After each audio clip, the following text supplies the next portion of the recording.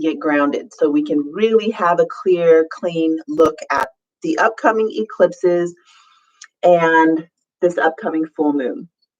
So just take a second, locate yourself. You're going to take a breath in, imagining this cool lunar energy flowing in and down, inhaling as the diaphragm pushes down toward the pelvis. You're going to hold kumbhaka right at that lower portion. And then you're going to exhale, bringing that Shakti Kundalini from the pelvis up, up, up, all the way back, merging with this upper portion or the Shiva Kundalini. You're going to inhale again, bringing your awareness, the stillness, all the way down to the pelvis, reaching into your Shakti, the active, creative life force energy. Hold there.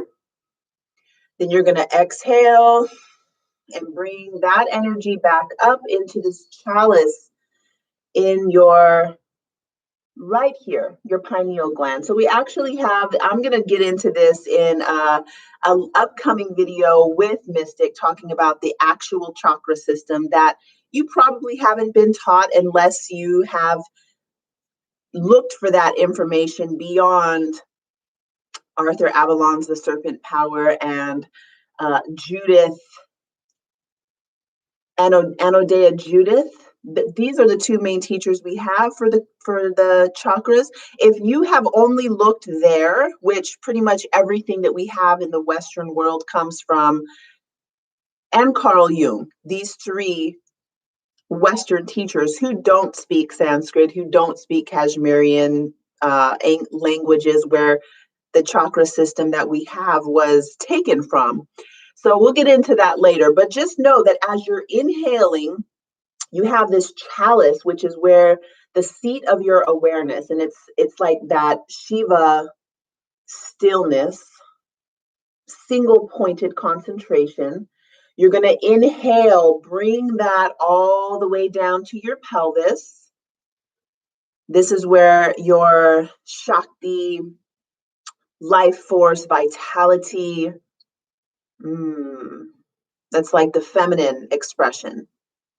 So you have this merging down there. We call it kumbhaka. This is a hold, a short retention, not on purpose, like, but just a moment of stillness. And then the exhale, you're going to bring that back up. Okay, so to get centered, 1 or 2 rounds of this type of breathing, inhaling down to the pelvis, and then exhaling that pelvic energy back up to the crown. Now, from the sides, we're going to do the same thing. You're going to inhale, bring all of yourself. We have these little tentacles of energy that we reach out, connecting to our lover, our children, our work, projects that we're working on. And what we're going to do is inhale and pull all of that back in toward the center, the Sushumna Nadi. This is your central channel. It's strong and able to hold all of you. So you're going to hold that. On the exhale this time, we're just going to let the energy move and shift and do what it needs to do in our bodies. One more thing we're going to do now, we're going to imagine the crown of the head opening up, connecting with that sky energy. And then down at the base, we are going to imagine connecting down to the earth. So our tailbone grows roots, connects down into the core of the earth.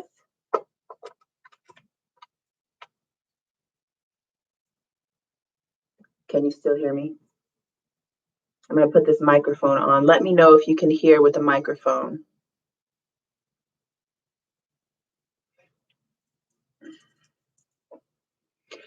I'm going to keep talking. Somebody just let me know. Okay, so We're going to imagine this opening up at both ends so that when we inhale, that energy from the sky comes down and in. The energy from the earth, yes, thank you. Our ancestors, all of the ancestors. So it's nice to imagine connecting down. Our bones are her stones. So connecting down with our own ancestry, the land that we come from, and then also beyond that to all of the ancestors. Because at this day and age, we all have taken teachings from so many different cultures. And there's certain lineages of ancestry that, whether they are your bones, whether they are your DNA and your blood or not, there are ancestors that have chosen you, and you have also chosen them to work together.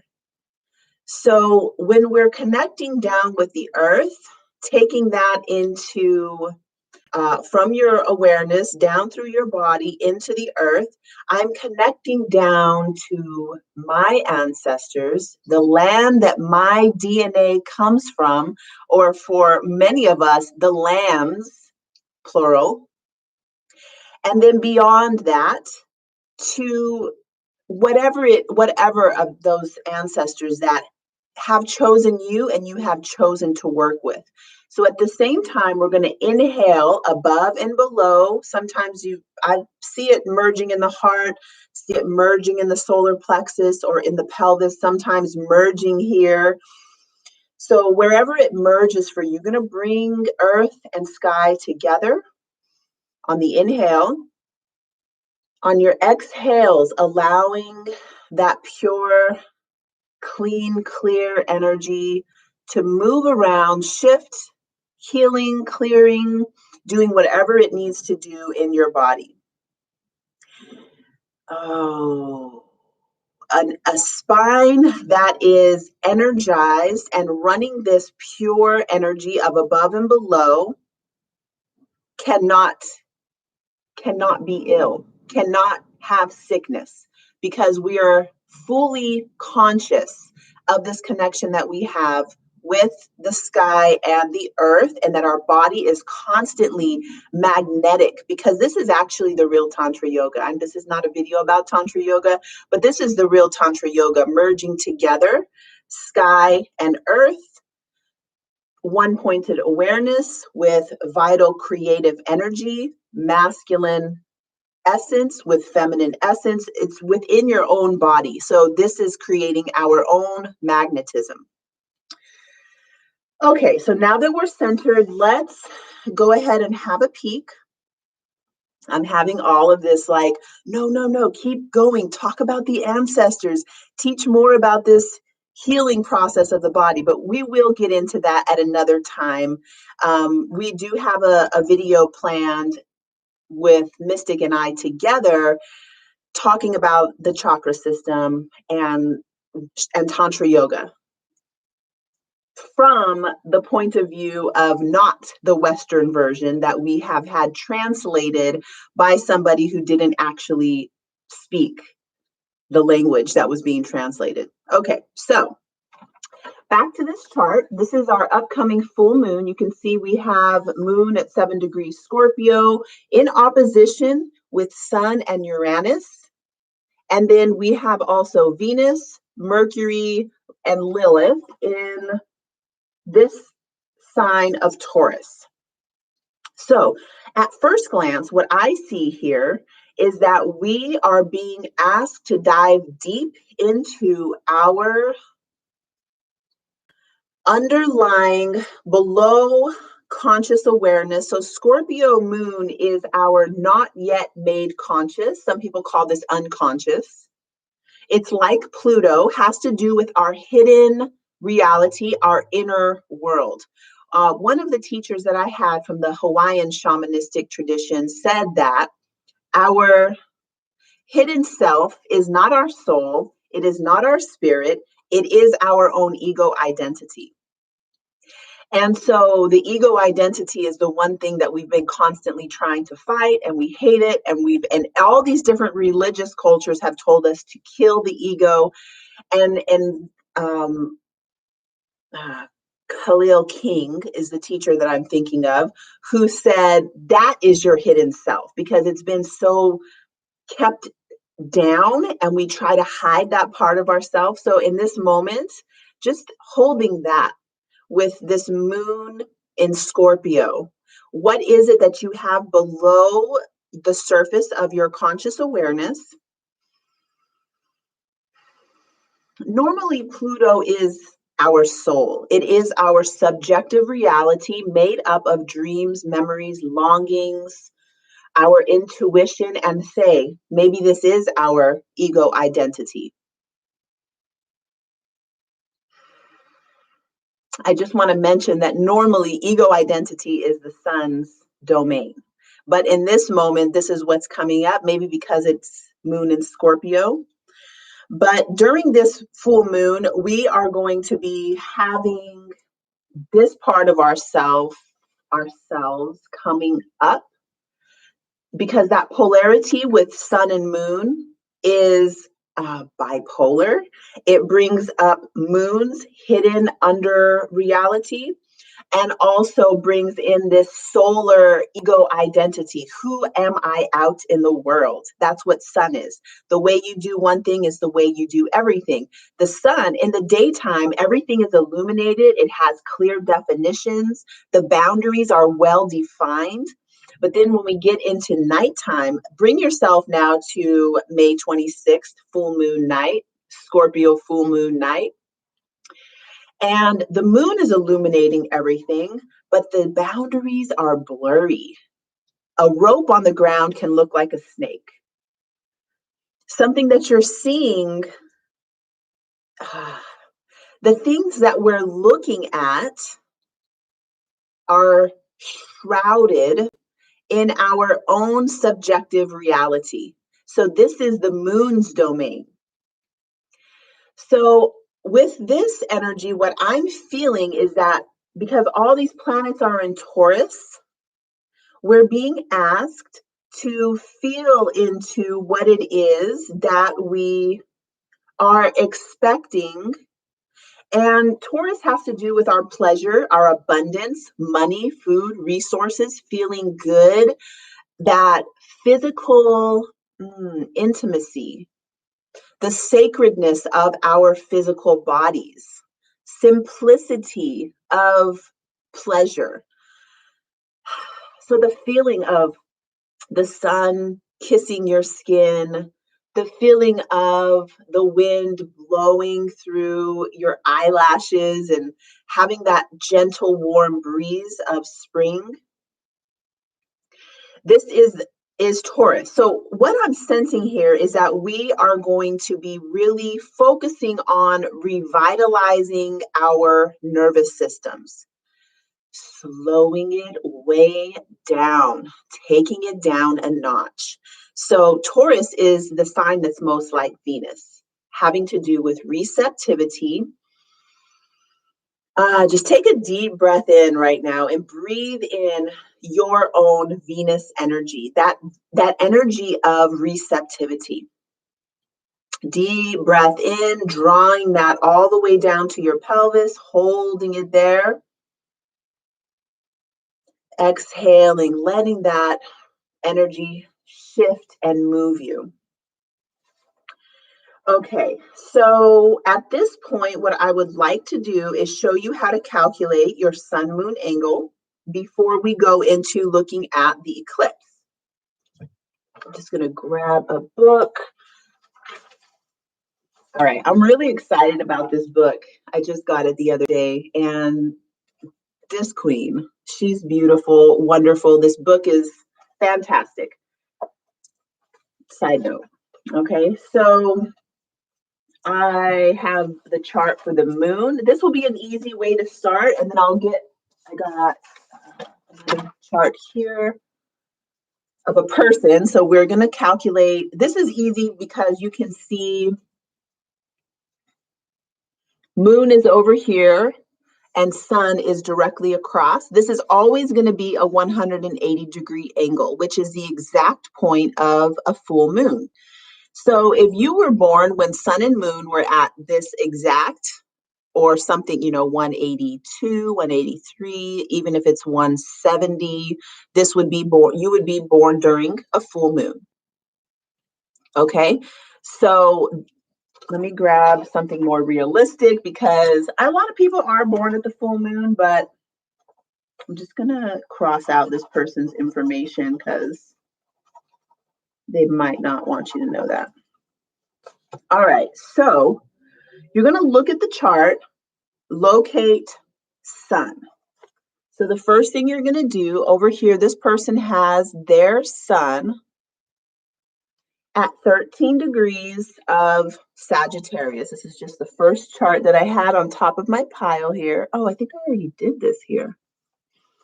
All right, so 13 degrees, and then you're gonna, now we're always going counterclockwise. When we're looking for the sun-moon angle, just go counterclockwise. It's gonna make it a lot easier for you. So from the sun, it's at 13. So you're gonna make a little tick mark at 13. Again, 13. So these move in 30 degrees between, how can I say this better? So we're going to be counting by 30s. Okay, so 13, 13, make another tick mark around here, 13, 13, 13. Okay, so this person's moon is just right after that 13, right after that tick mark. So we're counting by 30s just to get in the vicinity of where your moon sign is, okay? So now it's very easy. We count by 30, 30, 60, 90. Hold on a second.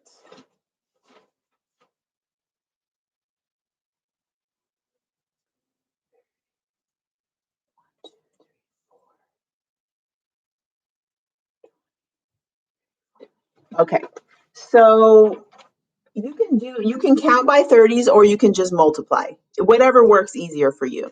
So we've got 30, 60, 90.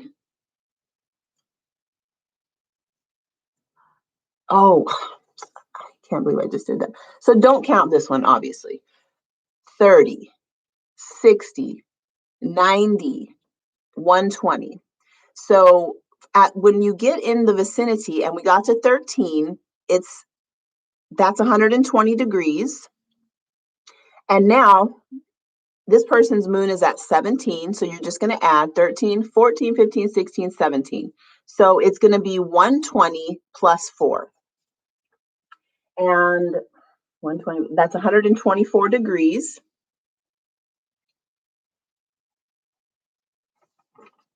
Let me double check math. 30, 60, 90, 120. 60, 90, 1, 2, 3, 4. Yeah. 13, 14, 15, 16, 17. Okay, so 124 degrees. That's this person's sun-moon angle. So whenever the sun reaches 124 degrees, this would be considered your lunar birthday. So this point is very, very important for knowing your fertility cycle, especially if you are somebody that, a man who does not have the physical fertility cycle that goes in this cyclical nature with the moon. It's really important to know this because it is your astrological fertility point, which you can use for your creations, things that you're making. This would be building up to, it's like an ovulation point. So building up to dropping a new thing, a new project that you're working on. My teacher, my male teacher, who's 70, who's been doing astrology his whole life, says that he feels it, that he feels the cyclical nature of his own inner moon cycle. So now that you know that, you know what moon phase you were born into, the next thing you'll want to do, I'm going to share a link on this video, not right now because I don't want to take the time to grab it. I guess I could. I'll make sure you get it. So basically what you're going to do, I have made this whole database where you can go in, find the degree that you were born, find out exactly what phase of the moon, because the moon has more than just the, you know, the new, waxing, full, waning. We really only count 4 phases: the new moon, the waxing gibbous, full, waning, and new. But there's other little spots in between there. And when you know that, this tells a lot about your personality. You can do a whole astrology reading based off of the sun moon angle by looking at what sign the sun is in, what phase, what sign the sun is in, what sign your moon is in, and then what is the degrees, because this is the phase that the moon is going to be in. Does anybody have any questions so far about that? I'm going to move ahead now to talk about, let me know if you have any questions. I'm going to move ahead now and talk about what we have upcoming with eclipse season. So I've been looking forward to eclipse season because cryptocurrency, I have a feeling that we're going to notice a big spike and a drop during eclipse season, but it's always moving upward. So when, let's look at this first chart here. So in May, on the 26th, we have the first eclipse, which features the south node with the moon. Okay, so whenever the south node is with the moon during this full moon eclipse, there is a tide of pulling back. There is a recession. It's a power outage. It's kind of draining in a way. So because the south node is there, this could give a pullback. So in cryptocurrency, I was seeing the 26th as being a time of going down, like the price going down. But then in the next eclipse, that it's going to be a surge. So there's always, like the ocean, there's always a pullback and a surge up.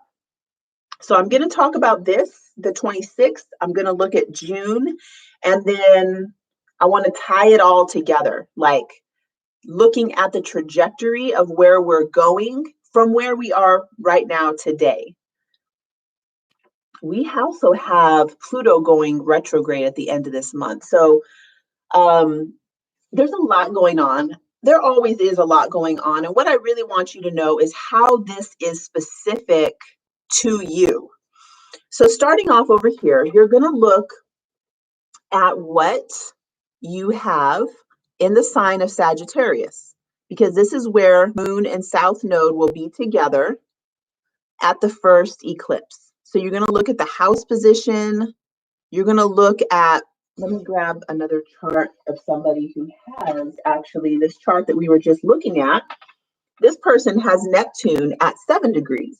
So because moon is going to be at 10, this person is going to be feeling the recession energy, that power outage, personally in their, you could, in an easy word, you could say in their dreams, in their reality. Like the dream that we have for our life is how we build and project our outer reality. So that's Neptune. So this person is going to be personally feeling this as pulling back into their old dream, their old vision of themselves, their old, like the past dream that they had.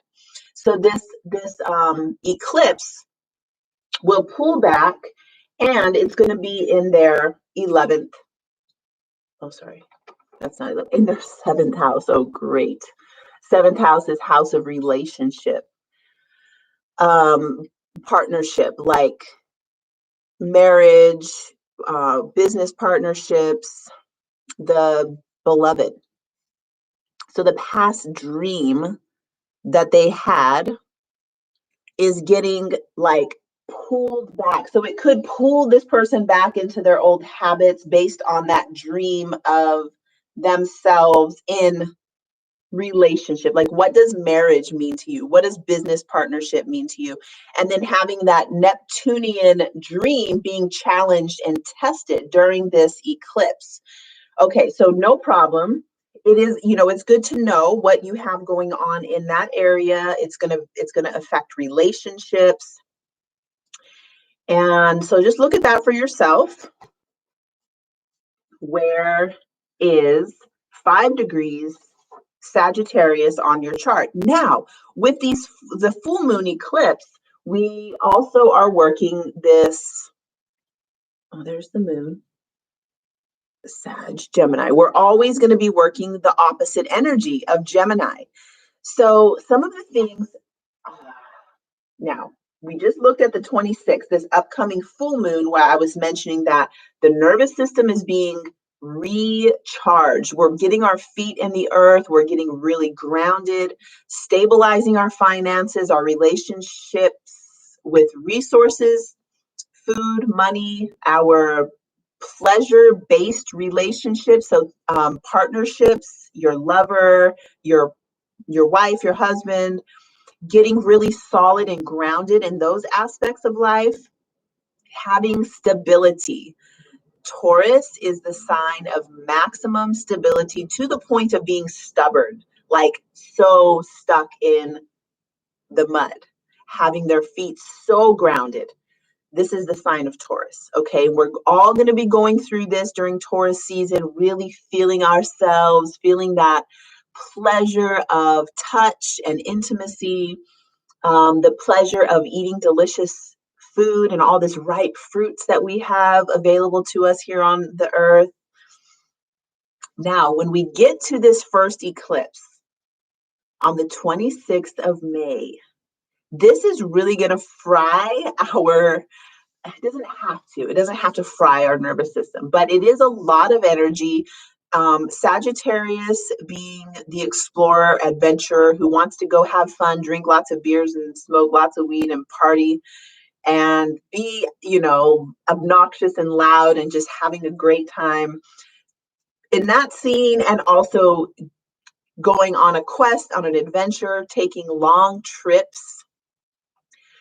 So during this full moon, it's not suggested to take a long trip. Anything over 72 hours, don't do it. Just don't do it, because the south node is on the moon. This means it's going to be pulling you down into heavier delays, annoyances.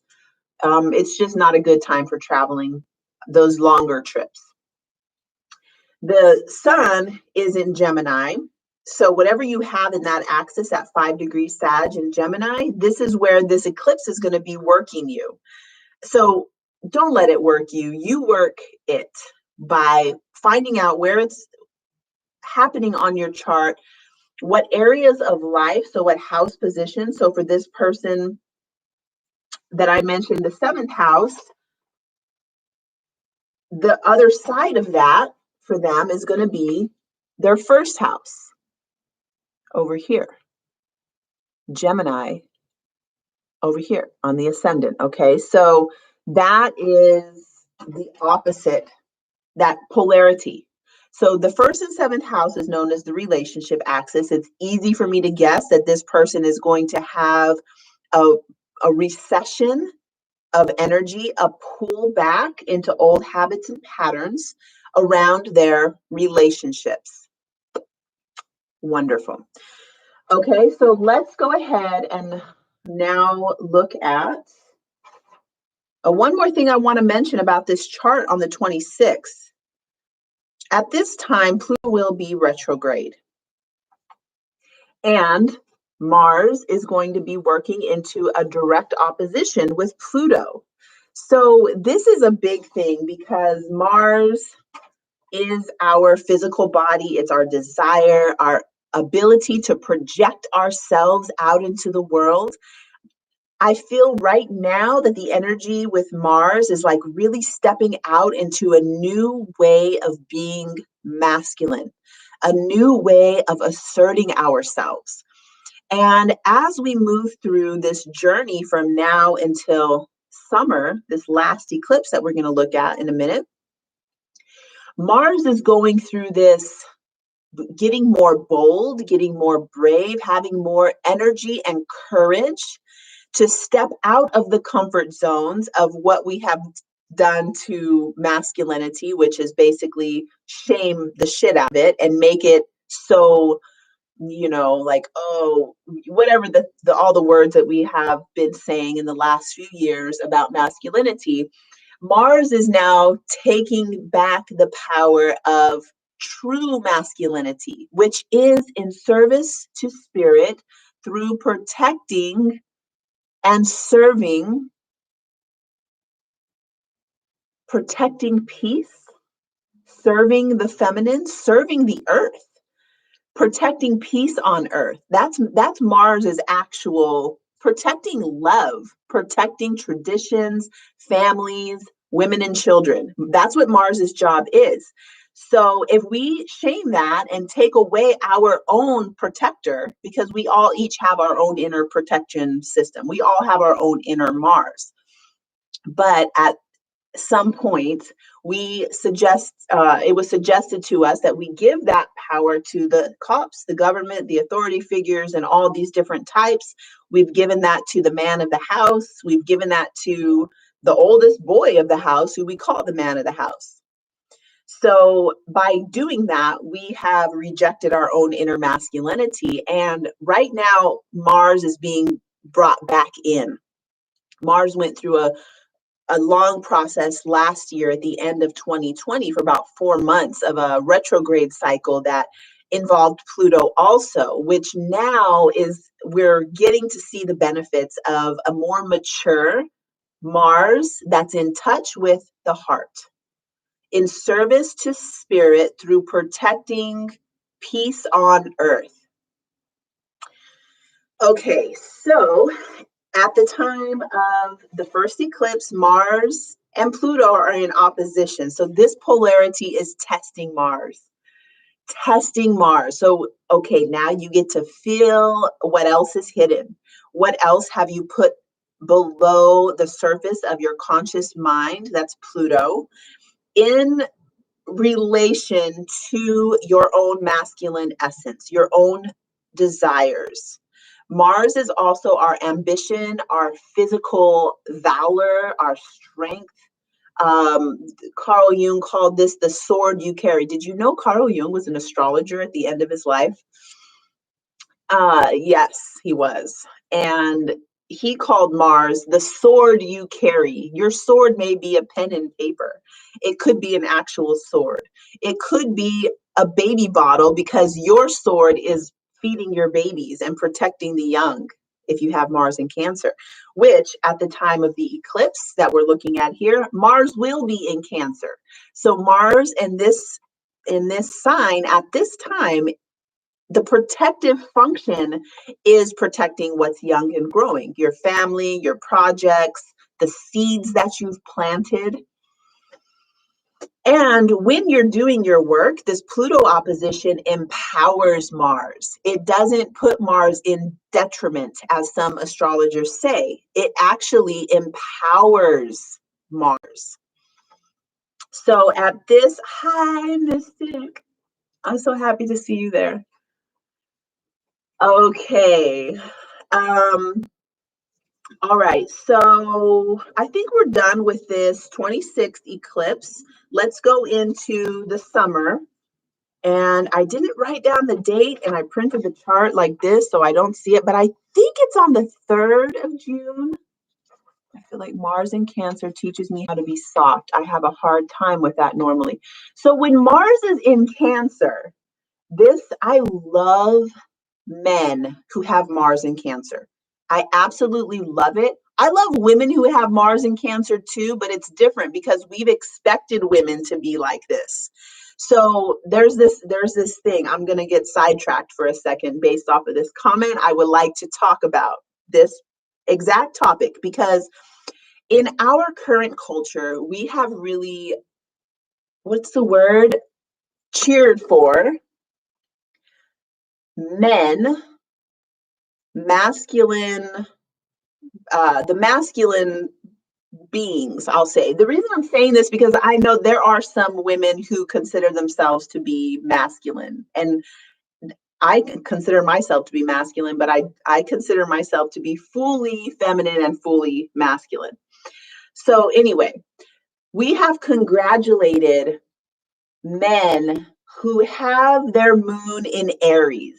This is our traditional warrior fighter, badass, who's gonna, be very physical and punch people and beat people up and roar when they talk, and they just have a big presence. So we've congratulated that. And then with women, we have congratulated moon in Cancer. Now, it's the same thing for your Venus and Mars placements. So women who have their Venus in signs that are more feminine, like Pisces, Cancer, even Taurus, we're like, oh, the mother, maiden, and crone. Okay, so that's Capricorn, Venus and Capricorn. We are like, oh yay, this is how women are supposed to be, a mother, maiden, or a crone. And then for men, it's Aries, possibly Scorpio, possibly Leo.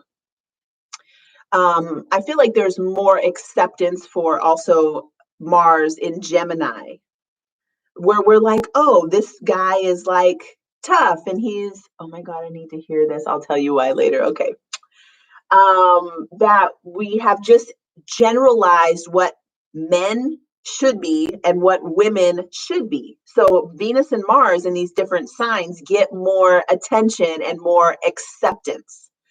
Now, what I love about Mars in Cancer in a man is that it's this really weird, like, protectiveness about everything that has to do with their wife, partner, lover, and their children, which is like, I will kill you if you look at my wife the wrong way.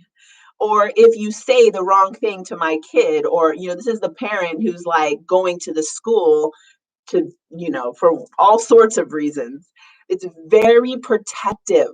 So Mars is in service to spirit through protecting what's young and growing, in service to spirit for keeping peace on earth, for protecting women and children. Now, this doesn't mean that women and children can't protect themselves. It just means that Mars is that inner ability to protect ourselves.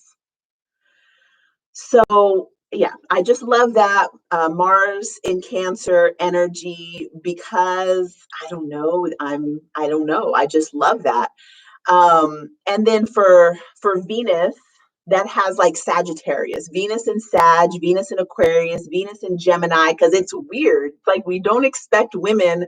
Last night I was on the phone with Ayano, and I was like in this weird space of not awake and not asleep, and I have Venus in Aquarius, and I just start saying the weirdest stuff. I went for like 30 minutes talking about a realization that I had with the vacuum cleaner and the carpet, and how the carpet is like the past, and that all the things in the carpet have to do with the past, and that the vacuum coming along like clears the past, but we don't really get to get rid of it because you suck the stuff up, and then it's still there. No matter where you throw it or put it, it's like the past is always going to be there.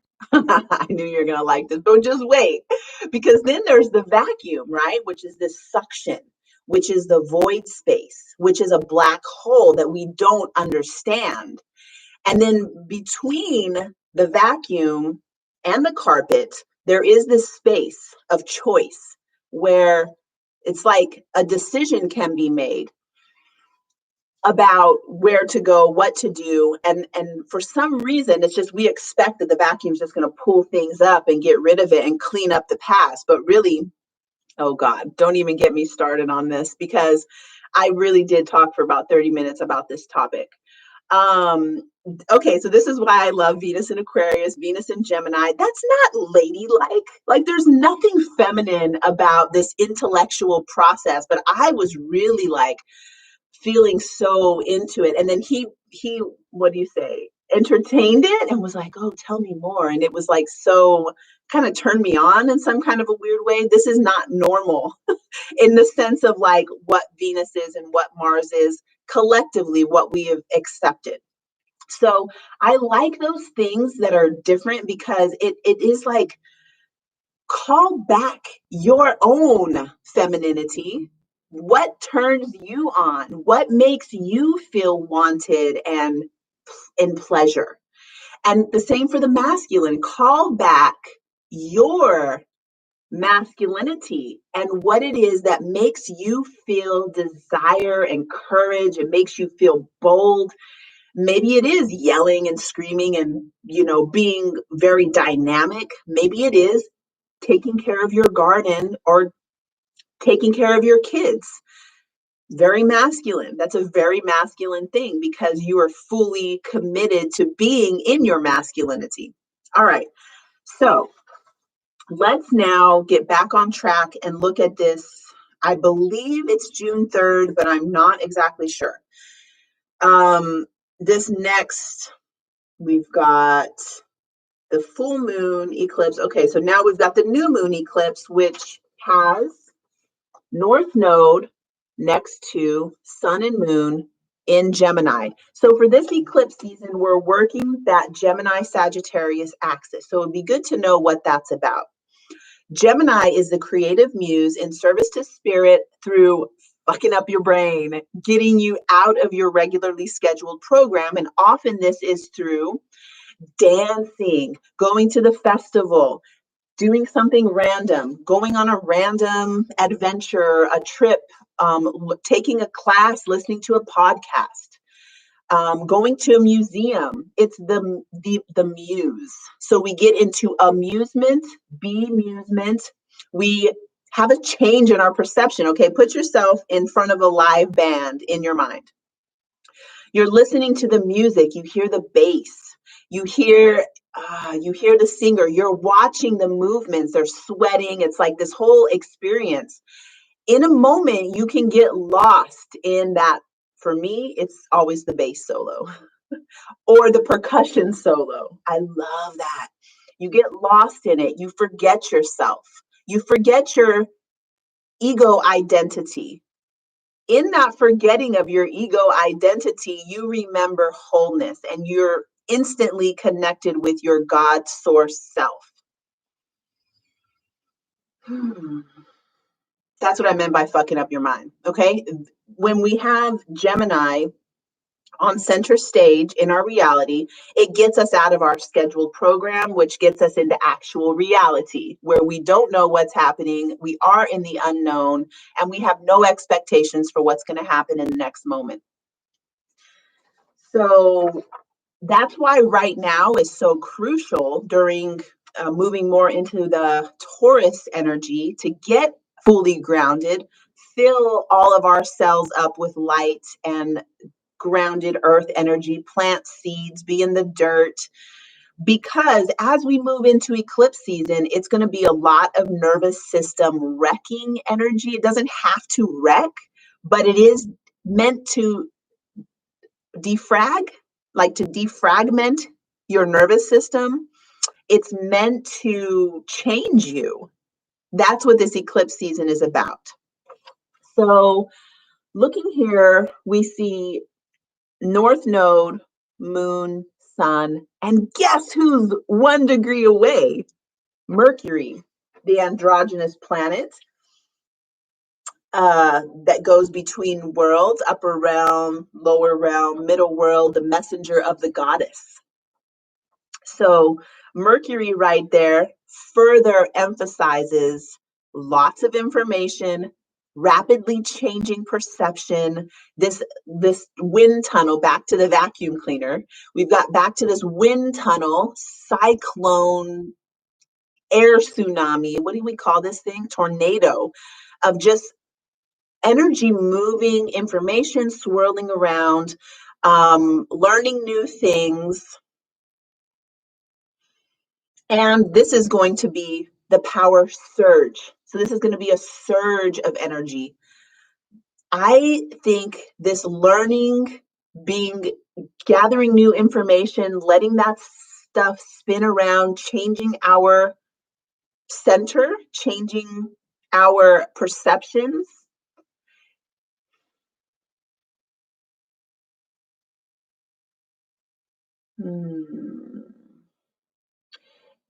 Is also going to be building our future, because Saturn is at a harmonious 120 degrees. Saturn wants to make it real. So after we've had this, like, oh my God, there's all this, and we're seeing all these live shows. Hopefully we're seeing live shows by then. We've been changed, and now Saturn says, make something with that. Build something. What's your foundation? And this is an easy flow of energy. So there's an ease and a grace about setting our new structures from all this change and new information that we're going to be having. You know what? There's also another really crucial thing, and I didn't get the exact date of it. Actually, I think I memorized this. This is June 14th or June 7th, I believe it is, that we get our second hit, oh Lord, here we go. The second hit of Jupiter,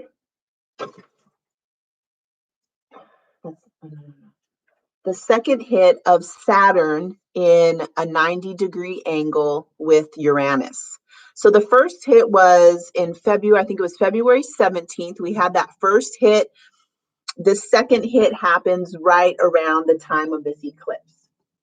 So there's going to be an excess of energy, lots of spinning, changing, new developments, new information. We also want to make a foundation. We also want to build our future and the future of our children and their children. That's going to be an urge that we feel necessary. And at the same time, we have the second hit of one of the main features of 2021, which is Saturn at a 90-degree angle with Uranus, the change agent for freedom and liberation. So this is a breaking down, this 90-degree angle. Let's see. Saturn will be retrograde. So the chief energy is going to be Uranus.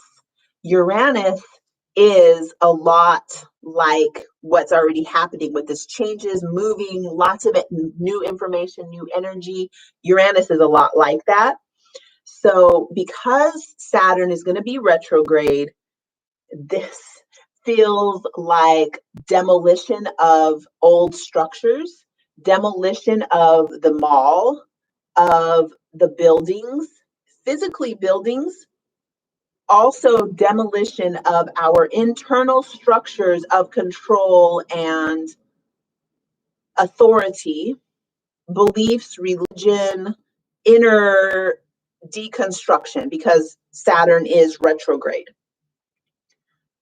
Can't wait to see what happens in the government while it's collapsing. Oh, this message is held for review. I wonder what. Oh, this message is held for review.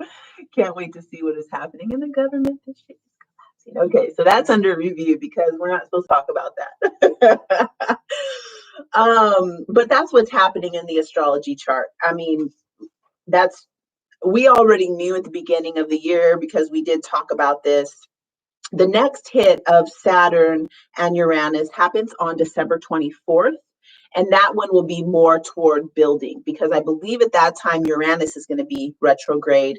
And that last hit is going to be, but at this point, when we get to the 24th of December, we are more in our own power. So as we move to the 24th of December, now we are building from our own new revitalized nervous system, our new ideologies around freedom, liberation, what it means to be a fully sovereign human being. Okay, so let's do a sort of wrapping up. I've got all these charts laid out on the floor here. So we know that the progression of energy goes from, right now, we are redefining our value systems, redefining what it is that we want to feel grounded, safe, held, nurtured, loved. Okay, because I'm seeing those Taurus things of eating from the garden, having your beloved in the garden with you, planting, picking, pruning, eating grapes, feeding grapes to your beloved, your kids running around healthy and free. Taurus energy. Okay, this is really that vision of the garden and the family. I got chills. Okay, that's my dream. I really want to be in that garden with like the kids running around and having full abundance. Yes, tomatoes, bell peppers, roses, papayas, all the fruits, cherry moyas. Okay, so full abundance of the earth. This is Taurus. And right now we are redefining our value systems, redefining what it is that we want. Get that so deep into your mind. Breathe that into your, all through your spine, all the way down to your pelvis, taking that vision of your desired fruitfulness. What does your abundance look like? Breathe that down to your pelvis. Hold that vision in your pelvis. And exhale and let that vision permeate every cell of your body, making its way back up to that chalice in your third eye. Keep breathing that just for the rest of this video, breathing that, because the more that you're breathing that into your body, the more that every one of your actions are taken to help you to achieve this vision that you're holding. So this is Taurus. This is what we're doing in Taurus season. This is what we're doing right now. And then Taurus season starts in 3 days, but there's already so much energy in Taurus. All right. And then moving into that full moon, Scorpio moon wants us to get into the deeper stories of our body. What are we holding? So between now and that full moon, hold your vision in your pelvis. Okay, because Scorpio, a lot like Pluto, is the pelvic region of your body. Uterus, anus, and the opening, things come in the mouth is Taurus, things go out the other end, that's Scorpio. So between now and then, hold that vision in your pelvis so that when we get to this full moon, you're illuminating what you're holding in your pelvis. Oh, yes. Okay, this is your homework. So then we move into this first eclipse. And what's going to be happening is a power recession or outage.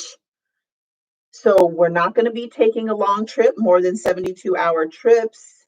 We're going to, this has to do with our also mental philosophies of life. Don't hold on too tightly, because that power outage is meant to clean and clear out your philosophy, your beliefs about what is good. It's like your life philosophy. And then this is also going to automatically include Gemini. So whatever has to do with having fun and being playful and creative, definitely do that. Definitely do the Gemini things because it is going to be Gemini season. But allow that energy to be, it's going to be pulling into the past, pulling out. It's a power outage. So just allow that to happen. Don't hold on too tightly. Don't hold on tightly at all, really, if you can. Easier said than done, I know. And then we get into summer where we've got so much changing, all this information. We've got Mercury 1 degree away from the new moon eclipse, which is happening in Gemini. Near Aldebaran also, the star Aldebaran will be there. We've got Saturn wanting us to start building from this new information. And we have the structures being demolished with Uranus and Saturn at a 90-degree angle. So we can see that trajectory and kind of have an idea of where we want to go with that. So thank you so much. If anybody has any questions, feel free to just type that in and I'll give about, 58 minutes. So let's do like about a minute or two if anybody has questions or anything. And I want to say that we are going to do a video soon about the chakras. I mentioned that I think twice already, but I'm really excited about it. I think it's going to blow your socks off and really get you ready for what's happening with this eclipse season. Because like I mentioned, you're welcome. Thank you. Thank you so much for coming. It's going to be good to have a visual of these different centers in your body and how to work with them during the eclipse season. So you're fully empowered, you're fully radiating and not being limited by a chakra system that was influenced by a lot of, I don't know if it was done on purpose or not, but it really is patriarchy. So yes, great insight outside. All right, I love you guys. Thank you so much, and I look forward to connecting with you soon.